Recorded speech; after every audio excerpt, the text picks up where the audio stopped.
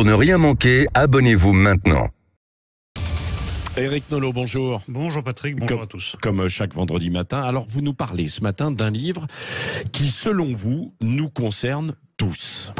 Il est parfois nécessaire de rappeler quelques évidences. Que l'antisémitisme tue, par exemple. L'antisémitisme a tué le 4 avril 2017 à Paris. L'antisémitisme a tué Sarah Halimi, assassinée parce que juive, pour nulle autre raison qu'elle était juive. Dans un livre à sortir mardi prochain, soit très exactement 6 années après les faits, 250 personnalités ont souhaité revenir sur ce drame.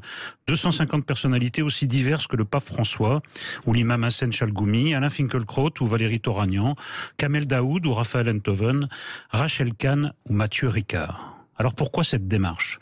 Pas seulement en raison de l'horreur du crime, même si les circonstances de ce dernier sont particulièrement épouvantables, ainsi que le rappelle en ouverture le grand rabbin de France, Haïm Korsia. Sarah Halimi fut d'abord rouée de coups, puis défenestrée par son meurtrier, un délinquant de 27 ans au cri de Allah Akbar. Non, pas seulement. Le livre s'intitule « L'invisible de la rue Vaucouleurs », Sarah Halimi, femme juive assassinée à Paris en 2017, car il fallait redonner son nom à Sarah Halimi, car ainsi va le monde et l'immonde que la plupart d'entre nous savent comment s'appelle l'assassin des enfants de l'école Haute-Zara Torah de Toulouse en 2012, mais ignorent généralement l'identité de ces toutes jeunes victimes.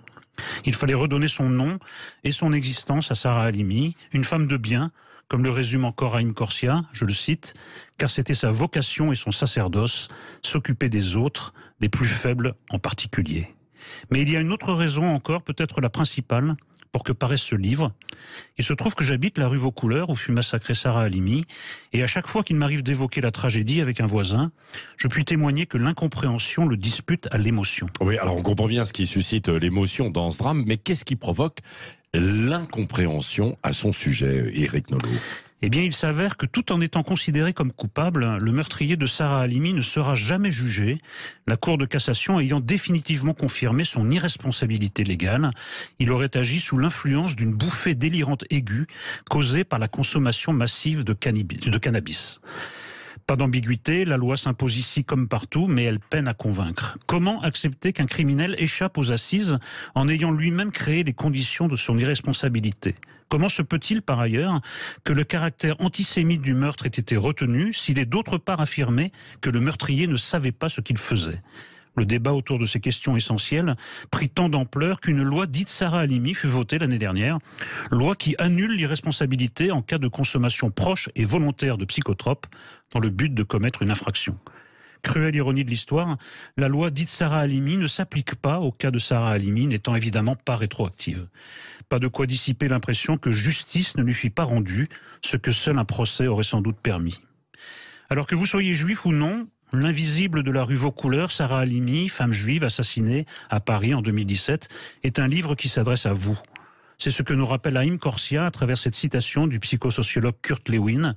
Je le cite, « Les prétendus problèmes dont souffre la minorité juive renvoient toujours à ceux dont souffre la majorité. » Merci Éric Nolot, vous reviendrez tout à l'heure, vous revenez tout à l'heure avec nous dans une quinzaine de minutes avec les auditeurs et Guillaume Bigot. Après 8h30, dans un instant, je reçois Manon Aubry, députée européenne et les filles président du groupe de la gauche au Parlement européen. Il est 8h13, bon réveil si vous venez juste de vous réveiller à l'écoute de Sud Radio.